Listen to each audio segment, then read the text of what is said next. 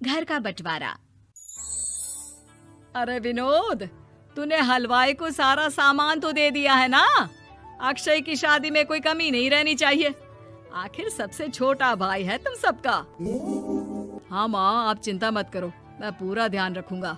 मंगल बेटा, तूने तो कहा था कि फूल का ऑर्डर दे दिया है, यहाँ तो फूल पहुँचे ही नहीं। अब क्या बहू की विदाई के बाद फूल आएंगे? माँ, मैंने अभी बात की है फूल वाले से, वो रास्ते में ही है। आप किशोर भैया से क्यों नहीं कहती कुछ करने को? किशोर पहले ही मेरे बताए काम कर रहा है। पास के सभी रिश्तेदारों और मोहल्ले वालों को कार्ड वही तो देकर आया था। रिसेप्शन के लिए हॉल भी उसी ने बुक किया था। टेंट कुर्सी वालों को भी तो वही देख रहा है। पर कई मोहल्ले वाले तो हमारे भरे पूरे परिवार से जलते भी हैं। उन्हें बुलाने की क्या जरूरत थी? बेटा, शादी ब्याह में तो बुलाना ही पड़ता है, नहीं तो लोग क्या कहेंगे। दादी दादी देखो ना, हलवाई अंकल हमें लड्डू नहीं दे रहे, आप इनको डांटो ना। अरे चैन सुख दे देना बच्चों को लड्डू, क्यों तंग कर रहा है इन्हें?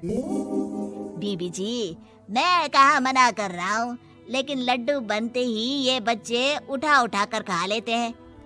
अरे मैं तो इन्हें थाल में रख के परोस भी नहीं पा रहा। भागो, अब कोल्ड ड्रिंक पीने चलते हैं। भागो भागो, अब कोल्ड ड्रिंक पीने चलते हैं। जैसे कि आप देख रहे हैं, आज इस घर के सबसे छोटे बेटे अक्षय की शादी है। घर में बहुत चहल पहल है। कुलभूषण की बीवी कमला को फुर्सत ही नहीं है कामों से, लेकिन कुलभूषण और घर के बाकी लोग कहाँ हैं? आइए देखते हैं।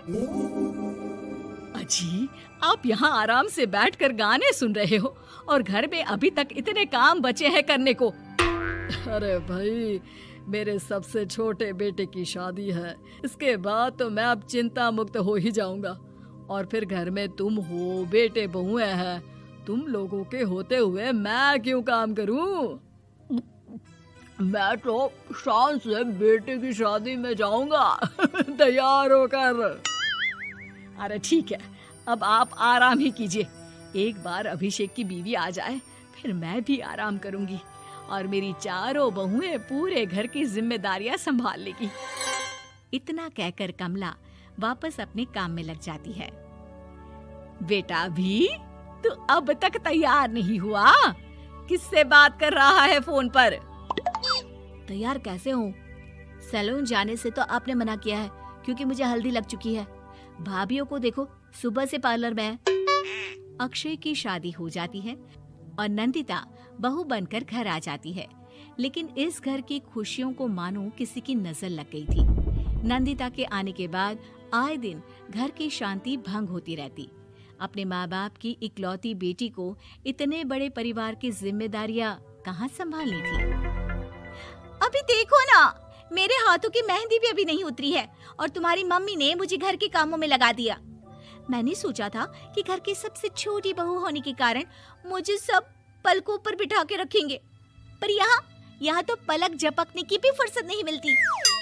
देखो नंदू, शादी के पहले ही मेरे घर वालों ने तुम्हें और तुम्हारे पेरेंट्स को बता दिया था कि मैं जॉइंट फैमिली में रहता हूँ, तो फिर अब ये शिकायत क्यों? और फिर तुमसे पहले मेरी भाभी भी तो आई थी शादी करके, उन्होंने तो कभी कुछ नहीं कहा। नंदिता तब तो चुप हो जाती है, लेकिन ऐसा बहुत दिनों तक नहीं चलता।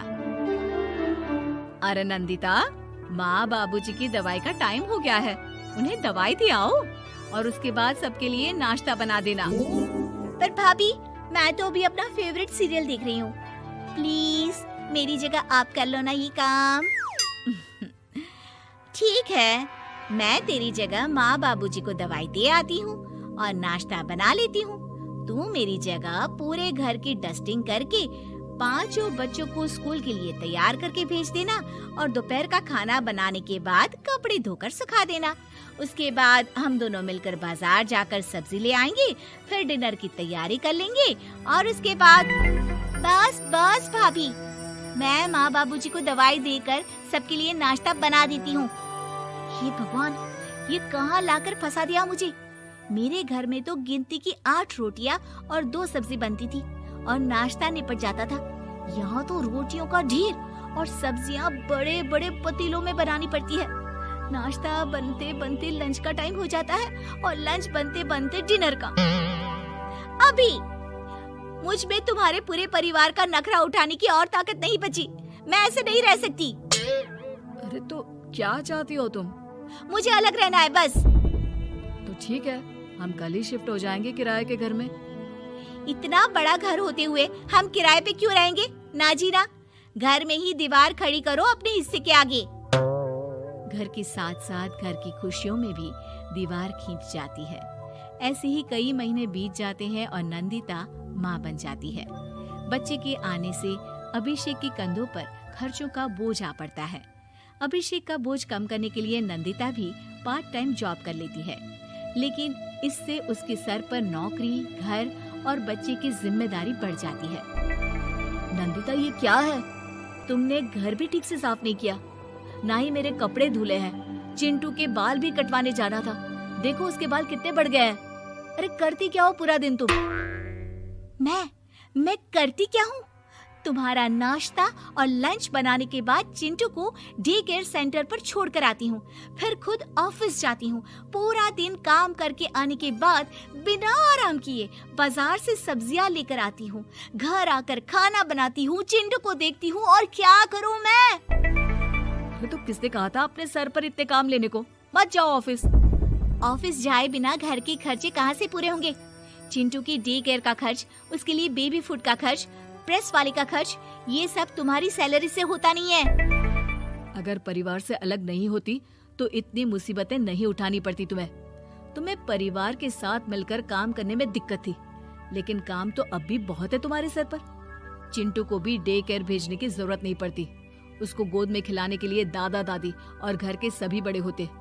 उसके साथ खेलने के लिए उसके भाई बहन भी होते। मेरे तीनों बड़े भाइयों के बच्चे भी बड़े हुए हैं, लेकिन बिना महंगा बेबी फूड खाए, क्योंकि मेरी माँ और भाभियाँ बहुत अच्छे से जानती है कि बच्चे को क्या खिलाना चाहिए।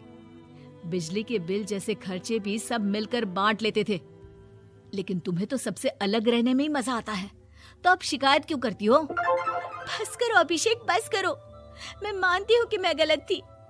मेरे एक गलत फैसले ने हमें बिल्कुल अकेला कर दिया है सबसे।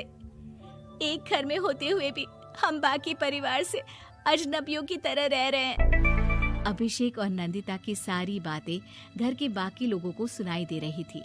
तभी कमला बोल पड़ती है। अरे नंदिता बहू, किसने कहा कि तुम अकेले हो? तुम्हारा इतना भरा पूरा परिवार है ना तुम्हारे साथ। हम तो बस ये चाहते थे कि तुम अपनी गलती समझ जाओ। अगर हम तुम्हें समझाते तो शायद तुम ना समझती, लेकिन अपनी गलती का एहसास तुम्हें खुद हो गया है, तो अब तुम समझ चुकी हो परिवार में एक साथ रहने का मोल क्या होता है। मम्मी जी, मुझे माफ कर दीजिए, अब ऐसा दोबारा कभी नहीं होगा। अरे माफी बाद में, पहले मेरा पोता जरा मेरी गोद में तो दे, और तू जाकर सबके लिए चाय बना ला।